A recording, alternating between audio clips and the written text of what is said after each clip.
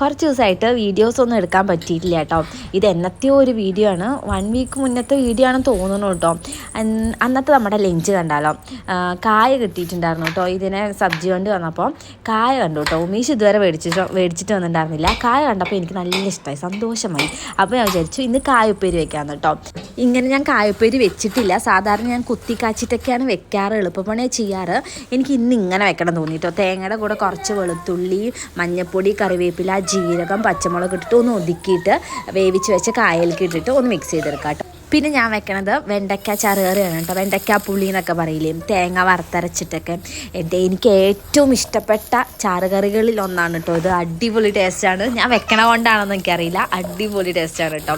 ഒരു ദിവസം വെച്ചപ്പോൾ കുറച്ച് പുളി അങ്ങനെ അധികമായി പോയി, അല്ലാതെ വേറെ ഒരു പ്രശ്നം ഉണ്ടായിരുന്നില്ല. പക്ഷേ ഇന്നത്തെ നമ്മുടെ വെണ്ടയ്ക്ക കറി അടിപൊളി ടേസ്റ്റായിരുന്നു കേട്ടോ. എന്തൊരു ടേസ്റ്റാണ്, എനിക്ക് നല്ല ഇഷ്ടമുള്ള കറിയാണ് കേട്ടോ.